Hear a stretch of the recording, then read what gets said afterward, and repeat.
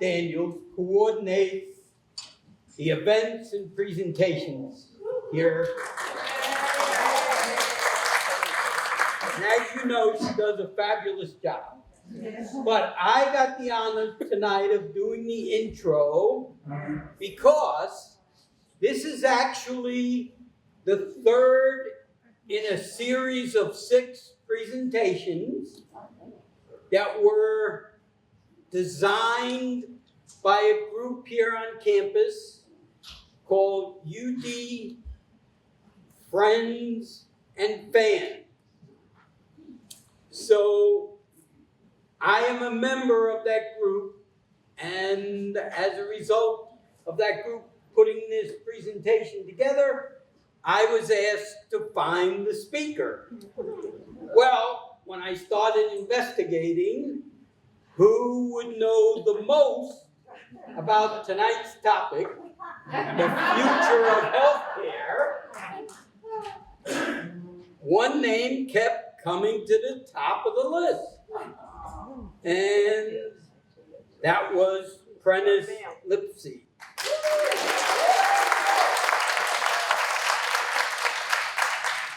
So many of you know Prentice because he was here some time ago running this campus. But then he climbed the ladder of success, and he is now the Chief Executive Officer of a corporation called Common Spirit Health, Senior Health Living, yes. Senior Living, okay. I tried to get that right. Okay, so he's now in charge of that corporation, and that corporation actually is in charge of CHI all over the country. So I know that's a little bit confusing. It was to me when I said, hey, Prentice, what exactly do you do? Yeah, Tony was trying to make me the president of all of Common Spirit, which is a $135 billion health system. That's not me.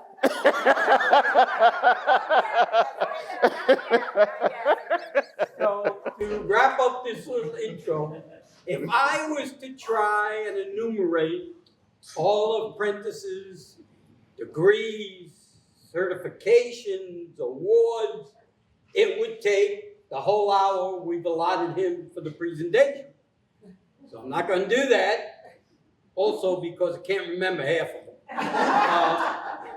So I just want you to know that as far as knowledge of the future of healthcare, the number one expert is Prentice Lipsey. So welcome him to our team. Thank you, Tony. Yeah, look, I don't know if I deserve that. That's hard to top even. So I don't know who he's talking about, but but I'll do my best tonight. A couple ground rules is that I like to, this is my favorite part about what I get to do, is talking about aging and senior living. So this goes best if you all have questions, if you want to feel free to ask questions. There's certainly going to be some time at the end, but as we go through the presentation, if something sparks a question, let's have some dialogue tonight. How does that sound? Yeah. Okay. All right, so I'm going to start out, and first I have to let you know I am mic'd up by about 3 different mics and an extra one, so if I shed the jacket at some point, it's because I'm overheating. But the first question I'm going to ask you all is, why do you think I chose this picture as the introductory slide? Does it look good?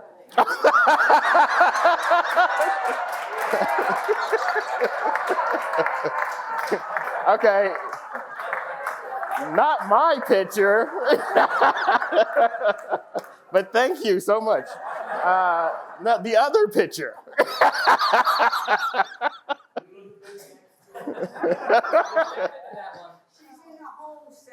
Bingo, thank you. She is in a home setting. So much of what we're going to talk about tonight is aging in place and understanding that the paradigm for the future of healthcare is shifting. It's been in shift for a long time, actually, but I'm seeing the need for us to quickly get there through the use of technology and through the services that we offer, even as a service line, to make it happen even quicker. Technology is going to play a part in that, but most people, if you ask them, where do you want to recover if they have an episode, it's going to be the home setting. And that took me a long time to come to grips with, because much of what I do is promote starting out with how do we meet your needs in your time of crisis, and do that in facilities, sometimes assisted living, skilled nursing facilities. But then I had to think about it. This is the originator of home care, is what we do in these retirement communities that we provide. This is your home, this is your neighborhood, and we're just kind of extending that to make sure that we have the ability to let seniors age in those homes a lot sooner and longer if need be. So that was right on target. So first I wanted to just kind of give everyone a little sense of who we are. CommonSpirit is a large health system, as I've already alluded to. The division that I oversee is much smaller. And here's a look at the leaders that are part of that group. And I think you all know the gentleman that's number one on that slide. That's Tim Dressman. He's our VP of Business Development and currently the Executive Director of St. Leonard. Just show of hands, how's he doing? Okay. Yeah. I knew it was time for us to put one of our, most revered leaders back in place, and this is where his heart is. Just like me, he was here longer than I was, but we have this kinship to St. Leonard that we can't shake. As leaders of the organization, St. Leonard has given us all so much. And we just want to make sure that it's always in good hands. So I just want to tell you how proud I am of Tim Dressman for making the leap to come back to the campus and to be the executive director. He didn't know how long I was going to ask him to do it, but we'll talk about that probably in 2 years. All right. This is the rest of the team. And I just want to also point out that we've added some system leaders to our team in the area of quality, and we have a national medical director as well. And I'll explain why I think that's so important for us, is because with all of these services that I'm wanting to bring to the senior living space, it's going to be anchored in primary care. We should have the ability to provide preventative care and wellness programs that get our residents and our seniors seen more quickly, right on site, than the time it might take for you to call your own physician and to get into the office. So for those quick wellness visits, those quick little items that come up where you need to see somebody pretty quickly, we should be able to provide those preventative care offerings within our service line. So to tell you a little bit more about us, we are expanding, and for system alignment, CommonSpirit, again, is within 23 states. We now have 25 locations that make up the senior living portfolio. We own and operate more than half of those. We have about 50 care levels within our portfolio. And when I say care levels, those are licensed entities, whether it's independent living, assisted living, memory care, we have adult daycare here. The list goes on and on. So we make up the bulk of that across CommonSpirit as an owned and operated entity that you all know as CHI Living Communities. Now our goal is to take all of the gray dots on this map and turn them to blue dots. I didn't do blue and red states and that kind of thing. I just wanted to make sure we kept it simple. The gray dots represent part of CommonSpirit that was owned before we started the merge. And they rely on this division to give them expertise in the area of senior living care. The only reason we don't take them on fully as assets gets a little complicated, but know that we are a resource to this large organization in providing our care. We also have an executive office located not too far from here in Loveland, Ohio. And so that's where I spend most of my time, if I'm not traveling. Tim, that's all California, right? The gray dots are all California for the most part. So yes, on the West Coast, we have the merge between CHI and Dignity Health. A lot of those Dignity Health sites in the state of California are under what we know as labor unions. And that kind of makes it a little complicated for us not being a unionized organization to take them on. So we just kind of politely say, you keep that there and we'll worry about that alignment later. Yes? You mentioned, having care here. Are we talking like a physician on site with hours or a clinic? Yeah. A mini clinic, So- something like that? Is that what you're thinking? Right term is the mini clinic. And I'll get to that because I think that's really going to be the future of where we're headed. All right. So that's a little bit about us. My objectives for the evening are right there in front of you. So we're going to discuss the challenges of an aging population within healthcare, the shortage of workers. We might as well talk about that. We're going to talk about strategies that address social determinants of health. We're going to talk a little bit about AI technology and how it will play a role in helping us keep our residents and seniors in place even longer. And then we're also going to talk about the financial sustainability of long-term care. And if I miss any of those topics, I know you all will stop me and say, hey, you said you were going to talk about this. So remember it as a question, okay? I do want to just, again, as a show of hands, how many people are getting comfortable with the term AI? All right. Yeah, so I go around the country and I talk to everyone. I say my seniors are not afraid of technology. Like, you have to get over that notion that seniors don't want to use technology. I am increasingly seeing that we're capable of utilizing it, and some of what's on the horizon is a lot of humanoid robots and different things that will be providing care probably not too long in the distant future. Does that scare this group, or do you think I'm ready for it?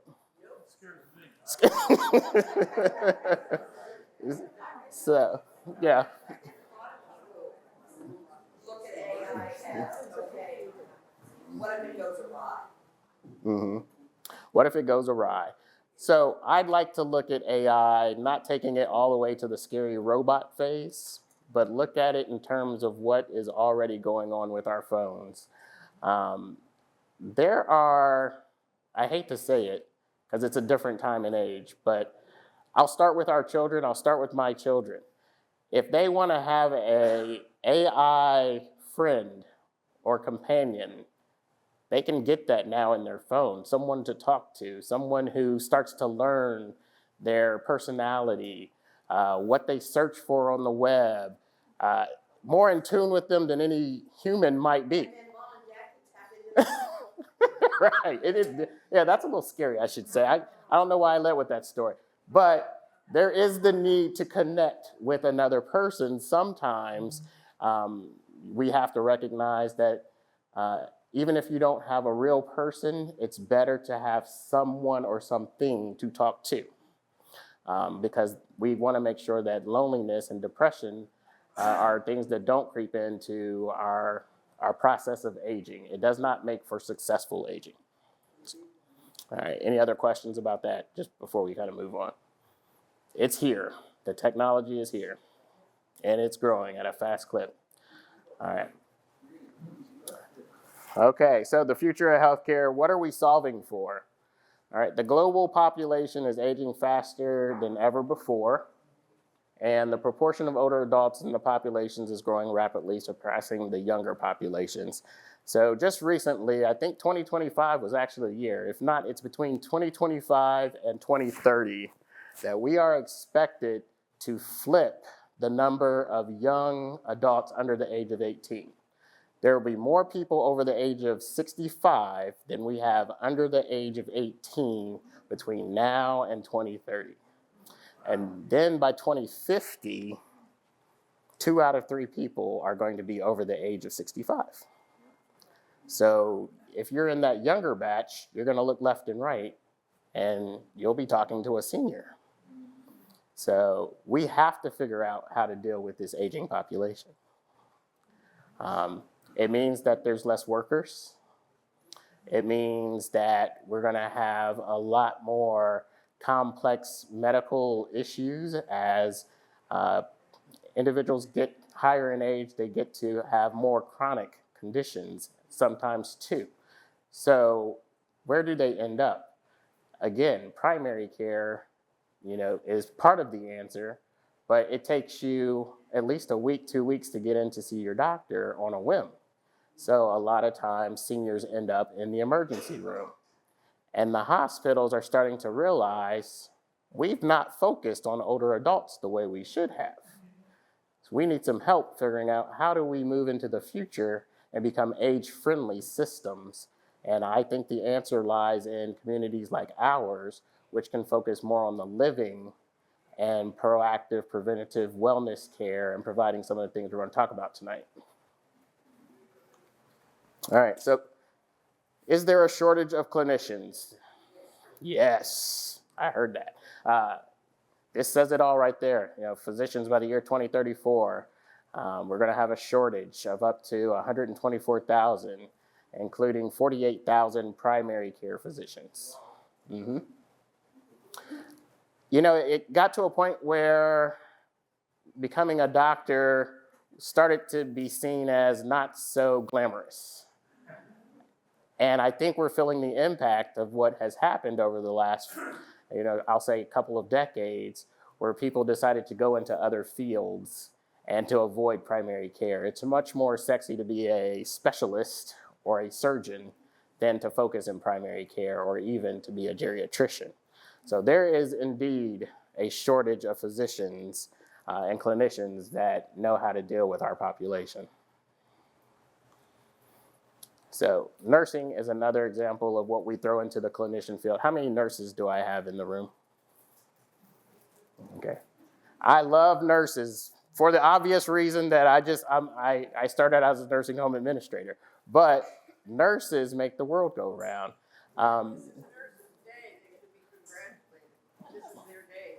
This is their day, Nurses Day, not just the week, right?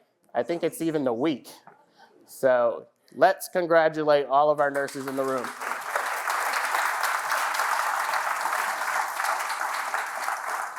Thank you. So when we look at nurses, though, would you say it's become harder? This is a trick question. Harder or easier to become a nurse today? It's easier. It's a mix. It's a trick question. Yeah, it's a trick question. You didn't have to have a bachelor's to be an RN back in the day, but now you do. There are other pathways. I think this next slide shows it. So there's a lot of different levels, and we've changed the mode of entry into the nursing field. So even though the question was a trick question, in some ways it's gotten easier, we have just opened the floodgates to provide probably the lowest level of care in some situations with some of these fly-by-night schools who say, we'll offer you a nursing degree, but yet you don't have the acumen and the personality for being a caregiver. A lot of that used to be vetted out much better. So now we compete just like the hospitals do to get the best of the best. We think our residents are important. We want the best nurses too, right?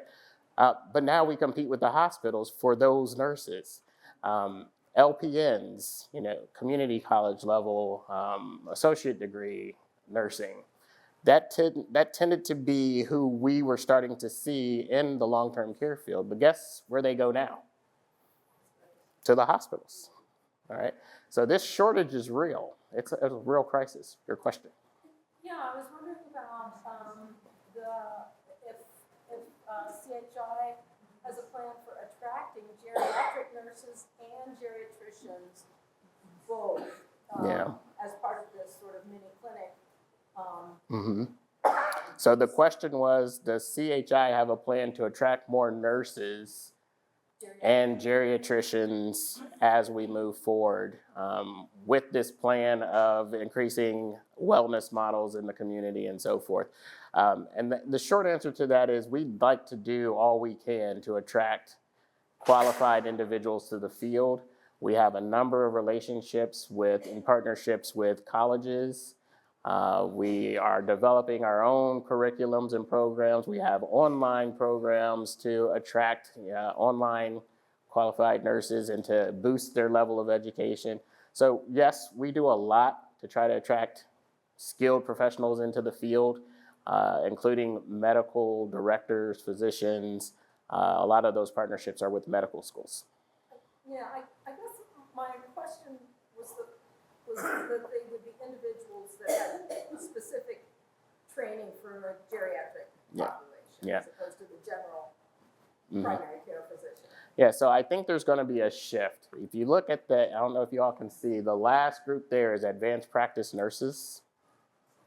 So I stand by that. I love nurses because I think they become so much more important as time goes on. Where we used to rely on just the primary care physician, a lot of things can now be done under an advanced practice nurse. They can oversee an entire home health care program. They can do the certifications and the recertifications for home care orders, prescribe, and we're going to have to start relying on that level of expertise in communities like this. So that was a great question. Any others? All right, so I just put that up there to show you've got many different levels now. State-tested nursing assistants is that first port of entry. Sometimes 4 to 12 weeks of education is all it takes to go into that field. That's a challenge.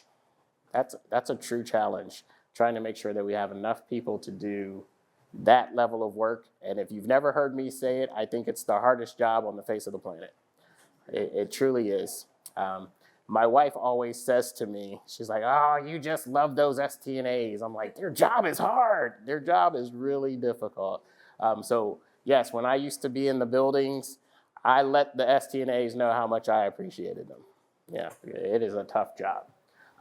And I'll just share a side story because sometimes you never know who you're having an impact on. One of these days, not too long ago, I was checking LinkedIn. If everybody knows what LinkedIn is, a professional platform for career people to kind of just network. A young lady reached out to me on a post and said, Mr. Prentice changed my life.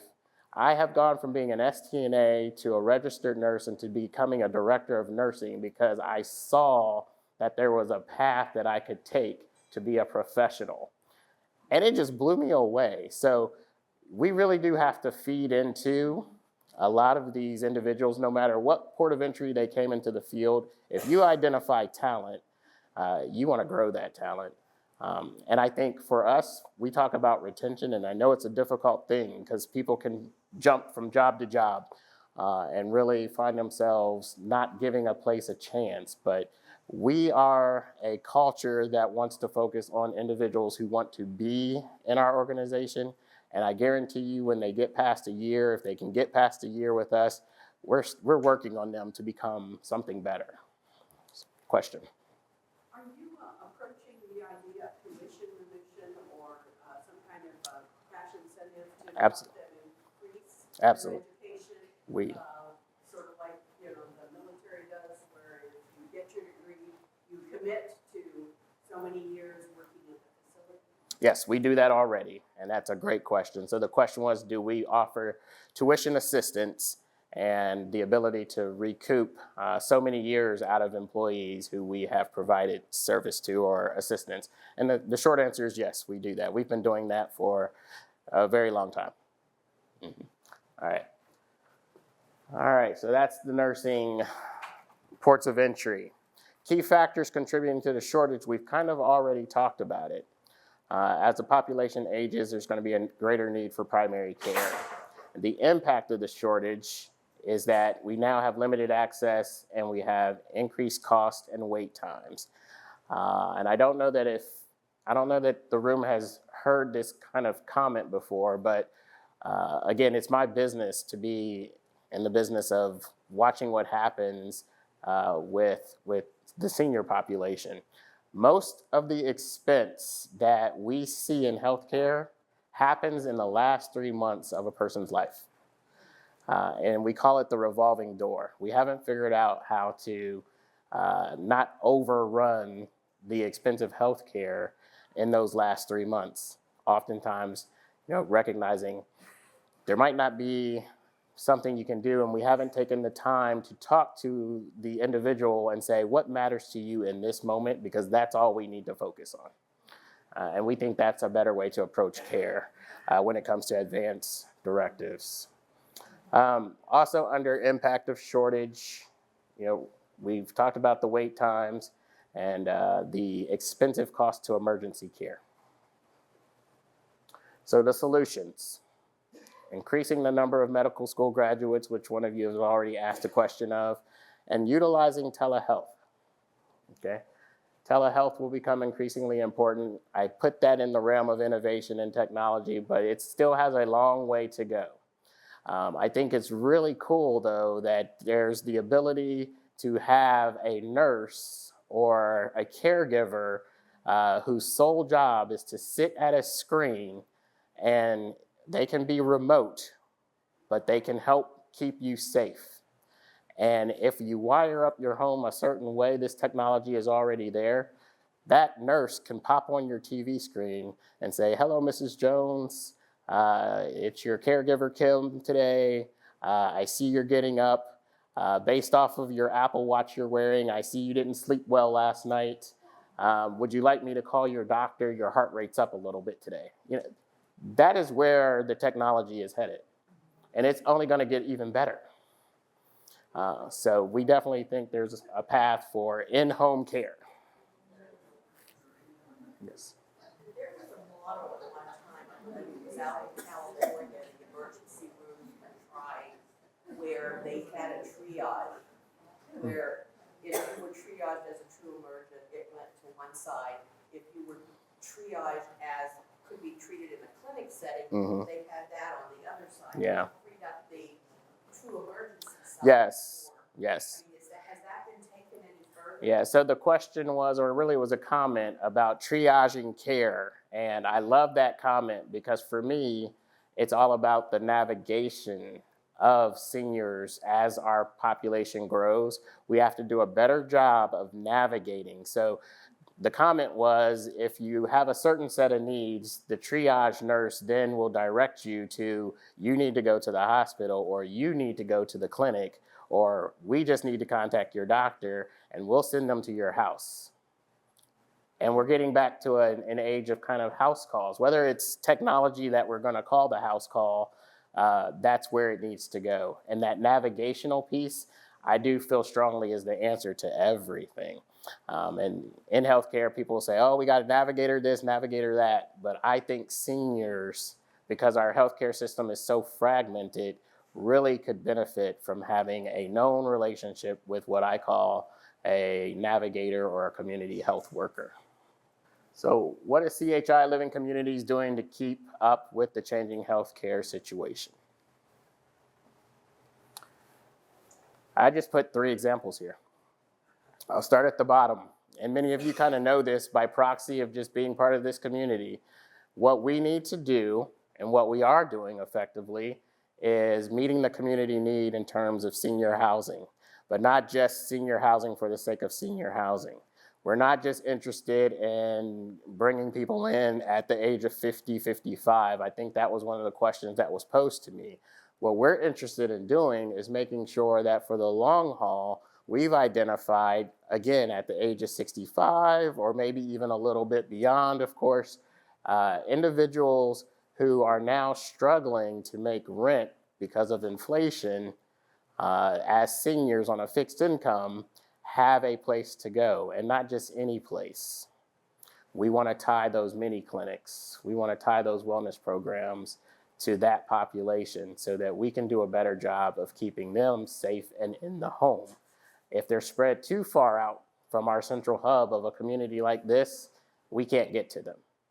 But our economies of scale lie in communities like this one, with the healthcare system recognizing this is the most efficient way to care for and socialize and have active adults living and aging successfully. All right. So that's community housing. The next one is promoting healthy behaviors, which again kind of goes to that wellness model of being able to talk to someone, improving diets, healthy activities, and your behaviors. And then the top one there, which kind of gave a good lead into, is care navigation. And there's not much more to say about that, except for when I'm thinking about it in terms of care navigation, it's a focus on home and community-based services at this point. We are no longer thinking about something's going wrong, the first place you should go is the hospital. We're thinking about how do we navigate your care in the home care community setting before you even get to that episode. And one of the things that we're starting to monitor that no one has ever really monitored in this way is what is our impact on years gained. We're starting to try to get into that and study it a little bit more. A lot of times in healthcare, it's always the bottom line, or it's, hey, did you decrease length of stay? What we're doing in senior living is starting to do research and figure out how many more years gained did we provide to a person's life? Yeah, because the research shows people do better when they're in community with other people. And if we're doing our programming and we're providing the right community and the right wellness, we're adding years to your life. So that's our focus. Yes. Question, do we have anything here or in the CHI community where individuals can call if they're worried about a neighbor and they can call for a wellness check rather than going through the fire department, 911? Because right now, anytime you call in, that's I'm, the medical profession. Yeah. They tell you, if this is an emergency, please call 911. Yeah. But the emergency. Right. I'm looking over here at my security guard because he knows he gets those calls. Yes. Yeah.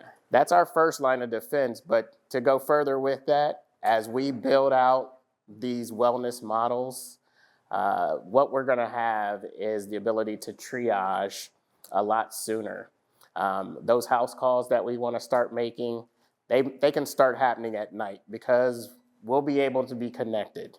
And again, our goal is to prevent, if you don't need to go to the hospital, stopping the need for the squad, calling our nurse practitioner, saying, okay, this person doesn't need to go to the hospital. I just need to tweak their medication. I can do that right now, and I'm sending the doctor out to see you. That was 24/7? Yeah, that would be a 24/7 model of care. It's the screening.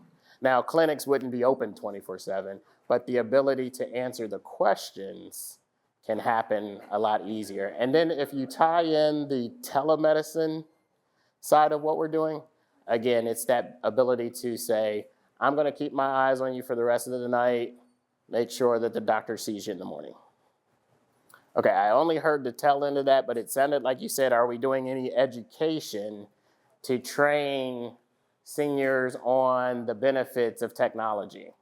And I think that's going to be based on everyone's learning curve, but we are implementing a lot of new pieces of technology. We can't force it on anyone, but if individuals want to learn about it, when I'm talking about a new mini clinic or central hub, that will be the place where you can go to get all of that education. So coming out of our very lovely CHI living communities and a lot of what Tim Dressman and I are starting to do right here at St. Leonard, it's in its infancy stages, but we're going to make a case and we're going to build out a new paradigm for a system like Common Spirit to see, look at the data we're able to give you with all these services in place that show that we are doing this better than anyone else can do it. And then we have a national platform to say, let's scale this across all of our biggest markets that can support having clinics and having the integration of home care and the technology to age and play successfully. Next question. Are you saying you're the only, I don't want to put it that way. Are you cutting edge? Is that where you're looking to be better than, or is any facility in the United States doing that? There's a lot of places that are doing this. I would say if we wait any longer, we'll be behind the curve. I want to be cutting edge.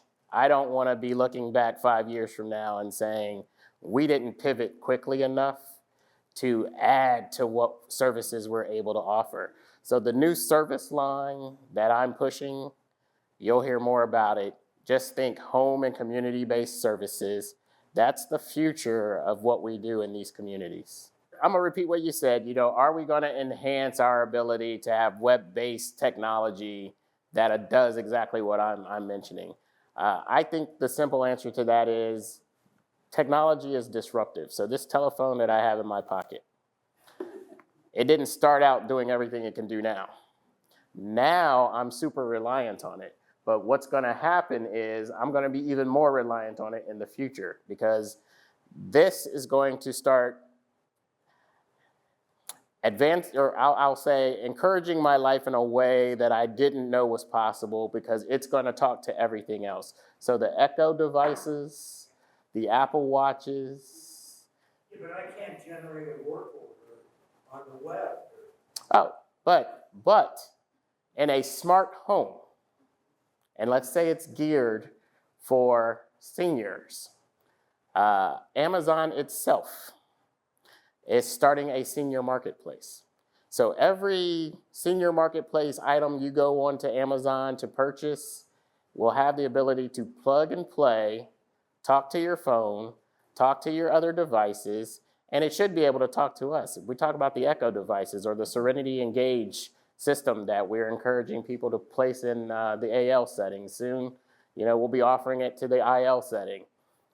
All you have to say is, Alexa, tell security I'm not feeling well. Done. Already done. All of this is going to talk to each other. So again, I think we're jumping ahead of where the technology is already going to lead us. A lot of that's going to be solved without you even knowing it has been done. There's new things on the horizon called blockchain technology. Your medical records are all going to be one-stop shop in the future. And just by nature of your Face ID recognition, what you need to communicate to someone is going to be easily transferable, very easily transferable, with your permission, of course. But all of that's going to get much easier to share and even protect, I will say. Well, I guess I'm looking at it, I do some volunteer work in medical records here. So what I was looking at was the cumbersome system we have now for medical records. Yeah. Is there anything coming up that would make that easier? Paper is definitely something that has to go away. And that will naturally occur as we get more used to just being a generation that is more digitized than we are even today. And I think you all see that evolution. All right, I better keep going here. One more. I'm gonna bounce back to your AI. Mm-hmm. When you asked if we were comfortable, I said, no, I'm not comfortable. Yep. The more I'm hearing about it, the more uncomfortable I'm becoming. Security is one. Mm-hmm. What I'm talking about. Mm-hmm. Somebody hacking into the system. Now you're talking about everybody have access to everybody's information. Yeah. That's troublesome. Okay, so the comment was, after hearing what we're talking about with the ability of, we'll call it Big Brother, able to see and know what's going on in your homes.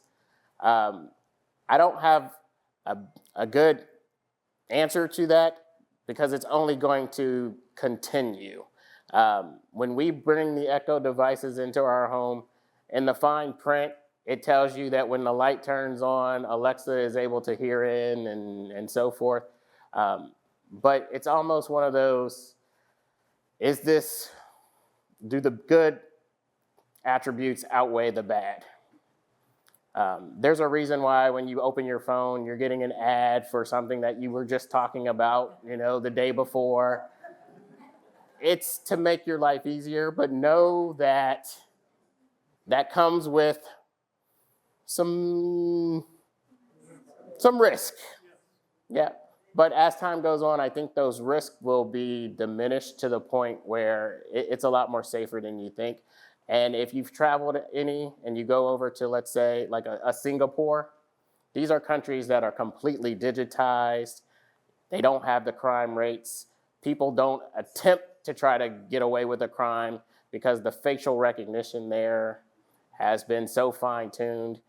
The ability to track money laundering and all things through technology, it's just not even worth it.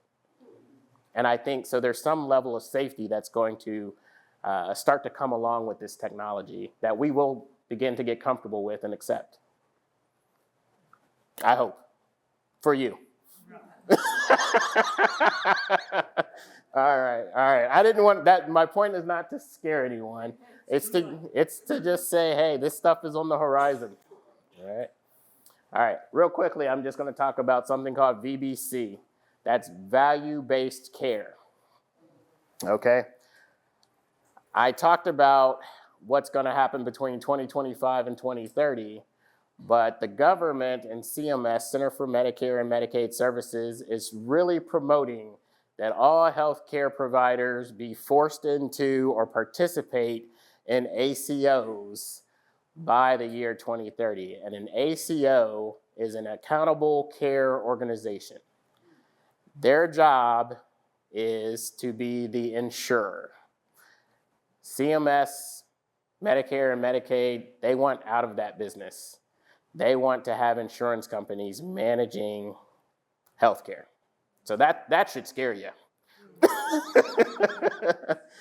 But that's the push. You know, if you don't kind of move into those arrangements, you won't find yourself being in business too long, because I do believe that Medicare and Medicaid will start to decrease its involvement in paying for some of these services that they'd want you to join another Medicare Advantage plan to be a part of. There's nothing better than Medicare right now. What do you mean by that? Managed care, like you have your straight traditional Medicare and you have Medicare Advantage plans. I'm not going to tell you what to pick. You shop that on your own. But the government wants to make sure that we go more in the direction of Medicare Advantage plans. Yes. Yes. That is the future. Okay. So value-based care means for us as providers, we have to do a better job of making sure we can do the navigation of network integrity through our systems. Because if we're getting a smaller piece of the pie, we have to be very fine-tuned in the way that we put you in the right setting, at the right time, and at the right cost. And one way we're going to do that is we're going to see a shift in skilled nursing care to something called I-SNPs. What those are is an independent special needs plan. So we have recognized that people want to go home to recover. But not everyone can go home. That's not a reality for every episode that ends someone up in the hospital. So I-SNPs will be the focus on skilled nursing facilities, having more of an acute care level of staffing and provision than we've ever had before. So the care that you're going to see in nursing homes is going to be extremely complex, more than you see it today. But that will go under an I-SNP plan. And it tends to be reimbursed at a higher rate. And that shift is already among us. All right. And then I also have up here GUIDE. So where we used to do a lot more memory care in memory care settings, and that's always going to continue, there's also going to be that push for caregivers to be trained to provide dementia care in the home. And I can't remember what the acronym stands for just yet. The last 3 letters, IDE, stands for Improvement of Dementia Experience. And that's going to be something that is happening in your own home as well. All right, so what is senior living doing to address this? What are we doing as a division within Common Spirit we're focusing in on the network integrity, navigating people through our system. We're focused on shifting to home and community-based services and connecting all that connective tissue around what it means to take care of people in the home and the community. Remember, community health workers, that's social workers, that's your Meals on Wheels, that's having private duty care services, that's having your mini clinics. That's our focus at the moment. And then last but not least is doing all of that in terms of what we call community coalitions. We can't do it all by ourselves.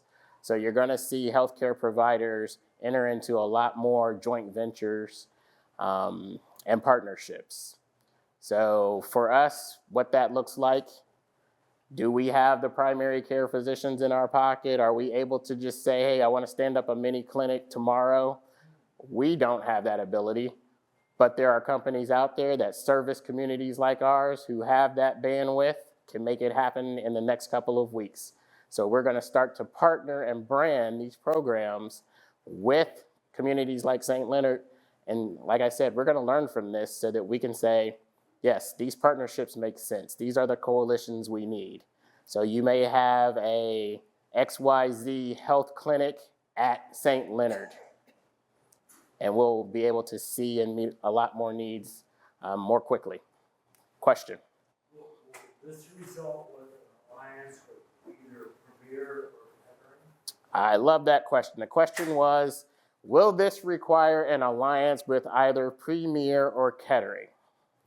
So the short answer to that is we are very used to walking the tightrope of needing to work with partners, but then also not being a competitor to those partners.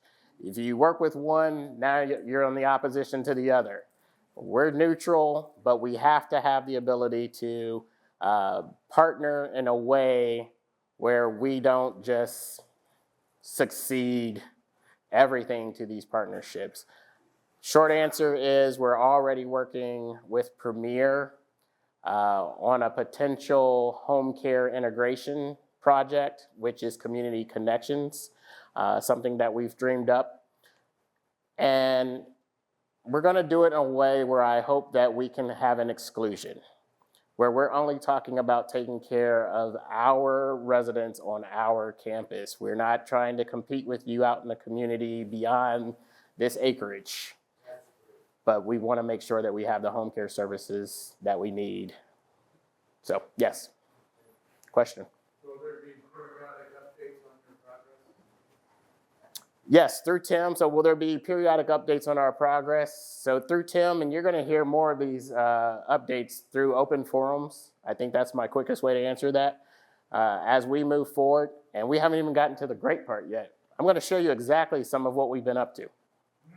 So, advancing our service line through coalitions. That was that top tier on what is senior living doing.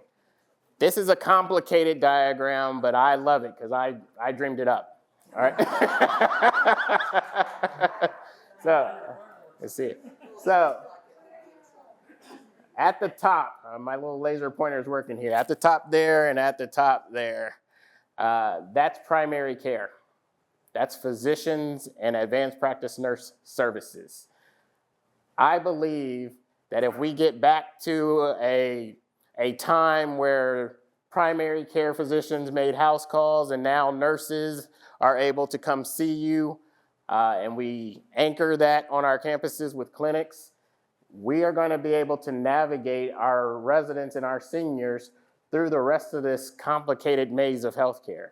And everything that's in the gray represents value-based care. So what it says, because I know it's hard to see that, is that our goal is to eliminate disparities, to achieve cost savings, to safeguard the public health, to improve access in rural communities, reduce the burden of healthcare on basically our seniors, and then to track measurable outcomes. You know, I will say CMS is always looking for who's doing this the right way and what can we learn from them. And then they reward through, like I was saying, those accountable care organizations, those organizations that have figured it out. So what you'll see in the orange are those navigator roles. Someone to pick up what's happening if you end up in the hospital and you need to go home, and then also someone who's going to navigate your needs from the home setting to anywhere else in the community for any of those home and community-based services that you might need. And on that right side, I have a ton of them listed, so I'll just read down the list. That would include LTACs, which are known as long-term acute care hospitals. That would include inpatient rehab facilities known as IRFs. And to go into an in-hab rehab facility, oftentimes you're needing to be able to do 3 hours of therapy a day. It includes behavioral health programs, our ability to identify individuals who might be having a decline in cognition. And again, all this happens through the screening in the wellness clinic and our ability to have someone on the campus knowing what's going on with you. Transitional care, more of rehab again. Medical recovery of records. I think we already talked about what's going to go on with med records. Skilled nursing facility care, assisted living care, hospice care, PACE programs, which is an acronym for Programs for the All-Inclusive Care of the Elderly. We are looking to acquire PACE programs in this country and align them to Common Spirit markets. What that basically is taking a model of adult daycare and tying it into a wellness clinic and giving you access to all the specialties that you would need: therapy, access to private duty care, transportation. All of that gets covered under this program. When a person makes the decision to enroll into a PACE program, they are essentially giving up their Medicare and their Medicaid. You have to be dually eligible, and you are placing your entire care under that program. And the sole purpose of the program is to keep you out of the hospital. It is paid for by the government. It's a Medicare, Medicaid initiative to say, we think if you put people in PACE programs, you can keep them healthier and out of the hospital more. So the PACE program gets paid because they have created a cost savings to the government.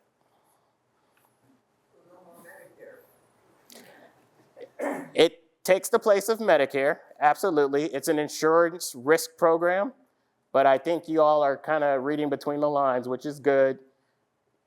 The government wants to move us to other people taking on the risk, other providers taking the risk. All right, so that covers that slide. And I think you can kind of see at the bottom of there, it says the whole goal is to reduce readmissions and length of stay in hospital care. So the future is definitely recognizing that if we don't do something, our fastest growing segment of the population is going to overrun the legacy hospital system. Yeah, so the comment was, is some of this already in place? Because recently, recognizing the hospital tries to give you a lot of these services when they're discharging you. They're trying to do it, and they're trying to do it through their own entities. So for Premier, they're trying to sell you on Fidelity services for home care, get you kind of plugged in. That's absolutely what systems are doing now. Common Spirit just happens to be a very large system, and if we do it and get into having more alignment, we have the ability to affect a lot more individuals. So we have to do everything on a large scale. You look at Premier, you look at Kettering, you got a small system within a city. Think of the lives and the impact that we can do if we really master network integrity as a Common Spirit health system. And we have even more services to include senior living, assisted living, independent, our hospice programs, and integration of all those different things. Is this PACE program already in place, or is this proposed? It is not in place for us, but PACE programs certainly absolutely do exist already. Okay, so if you had never heard that term, PACE programs have been around for about 20 years now, or a little longer. And who determines whether you qualify for PACE?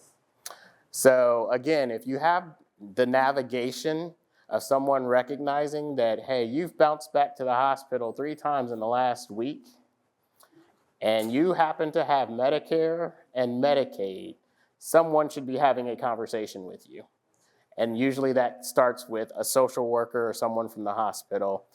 And again, you have to have that program within your network to be able to offer it. So I don't think Kettering or Premier has a PACE program that they own. They wouldn't be the ones selling you on that. But a lot of systems do. Yeah, so the question is, what are you entitled to as being a resident here? What are we doing at St. Leonard that is a concrete plan here and now for the future? I didn't want to skip your question really quick though. Oh, you want it now? Yeah, sure. Okay, actually, it's 2 of them, so the first one is, the stakeholders that I don't see in any of the charts are family members. Mm-hmm. And to the extent that some family members might have, healthcare power of attorney for, our residents, how do they figure into this Yes. system? I love that. That's your first question. Well, the second question was about the current infrastructure here on campus. What happens in just like the built environment here? Mhm. Yes. Okay, so I'll get to your second question and his question at the same time. Your first question is, I don't see where the family fits into any of the charts that I've put up. So I will say that if I go back, that little certification up there that says age-friendly, committed to excellence, I need to spend some time explaining that for you. That is where we bring family into everything we do. It's almost like one of those, I didn't mention it because that's what we do, that's what we should be doing. We are committed to being an age-friendly health system, and so that focuses in on basically 4 major areas, but the first one includes making sure that we talk to the resident, the patient, and the family about what matters in a person's care. Okay, that's the most important concept of being an age-friendly system. So we would never leave the family out of any of these conversations. Okay. All right, so what is St. Leonard doing? This is what you all came for. So I finally got to it. Tony, I got to it. All right, let's see. So the wellness clinic entry improvements. This is all conceptual at the moment. I don't want anybody leaving saying he promised us a wellness clinic. Just like I didn't know that a housing program was going to make the Dayton Daily News. These are just conversations, but we're actually pretty far along in this one. All right, St. Leonard Wellness Center would be right outside of the Performing Arts Center. It's where the wellness clinic used to be. Those steps are very daunting and dangerous looking at the moment. So we are working up some drawings and some ideas on how we could improve the front of going into that old clinic, sprucing it up, and again, partnering with either our own Common Spirit clinics or a provider to have a XYZ clinic at St. Leonard. Those colors don't pay attention to because I'm not crazy about the charcoal brick. But I think we can stone that up, and I think we can add the bronze awning type style and make that match the rest of the campus. I'm assured of it. So that's one of the first things we're looking at doing. And when I say in short order, I'm trying to do this in the next 12 months. Okay. Cottage recovery care. Yes. The cottage recovery care is having those smart homes and the ability to wire up all those bells and whistles that I've been talking about so that if you do go to the hospital, you recognize going back to your own home or cottage is probably not the best thing to do. You can take part in coming to a cottage that's been renovated to provide the integration of home care services and all that wellness clinic attention and having a nurse practitioner come see you, maybe even the physician, and just making sure you get a higher level of care than even we've ever provided in our skilled rehabs. We've got our rehab suites, but this is a home. This is a cottage model. This is being able to have your family drive right up to the front door. This is being able to allow your family member to stay in the second room as you recover. Okay. Who pays for all this? So we are working on this being something that's paid for through the normal channels. Our goal is to have it integrated into home care. So if you're eligible for home care, which most people tend to be post 30 days of a discharge from the hospital, home care is how this gets paid for as an episode. And again, we have to work on the integration of the home care partnership before I can say that this is full-fledged, ready to go. But that's the idea. Is this gonna take care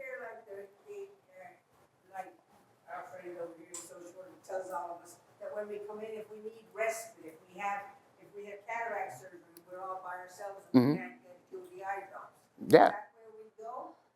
Okay, so let me say this, because if anything, I'm a businessman and I'm opportunistic. So I will say if you don't qualify for home care, but you still want that type of respite care, absolutely, there's going to be a private pay rate for you to take advantage of it. So. You pay for respite care of the TLA. Mm-hmm. Yeah. Yes. Respite care is always a private pay situation. So you always have the option to pay for what you need.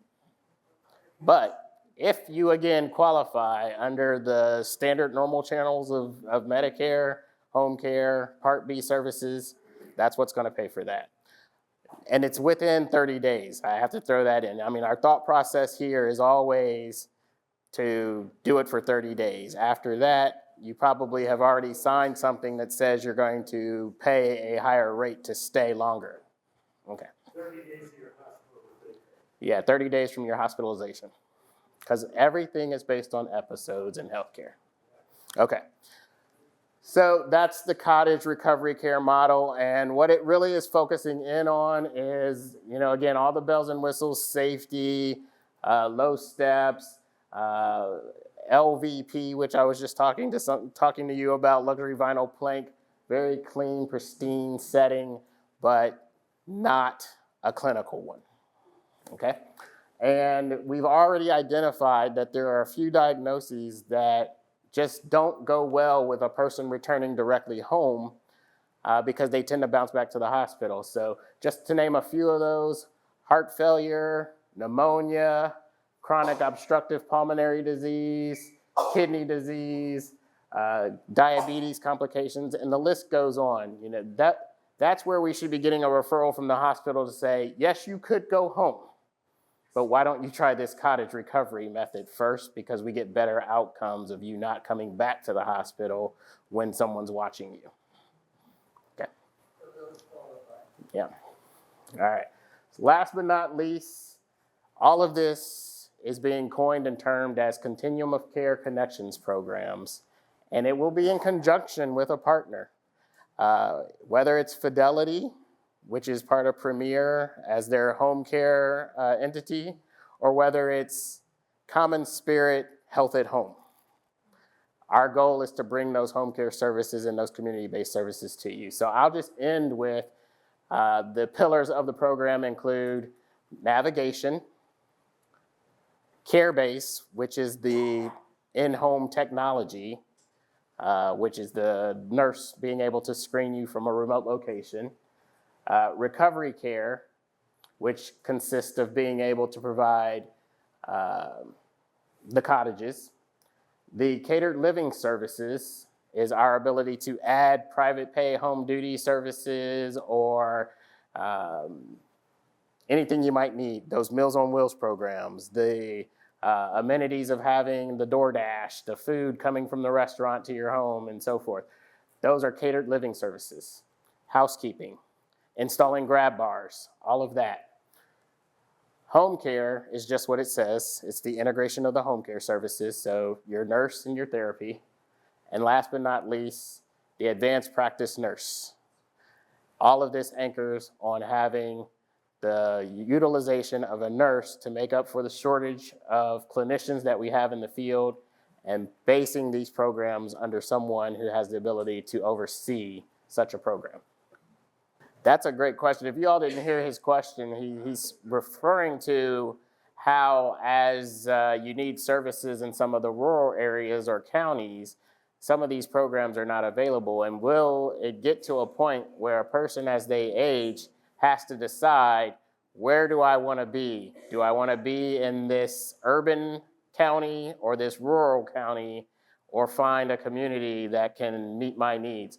I think it's a great question, but just to go back to what I said about the whole impact of value-based care, we're trying to solve that rural community issue as a system. We serve a lot of areas where we might not do well margin-wise, but because we're a Catholic health system, we have remained in those areas because we leverage what we do in the urban counties to take care of those same needs. All right, I better finish up here.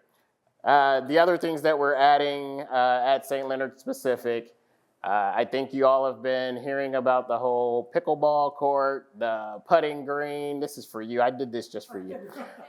Putting green should be located right out here, right outside of the station house. And they're looking to add parking along the way.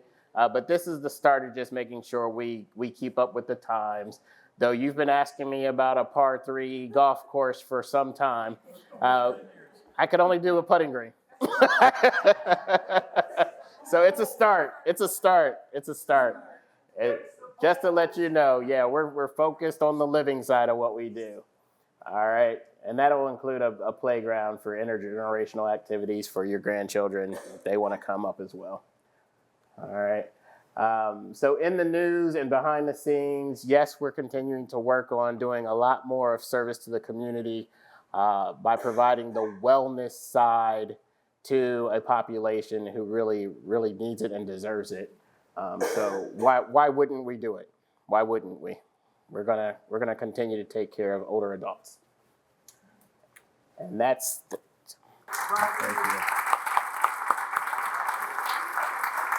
Thank you.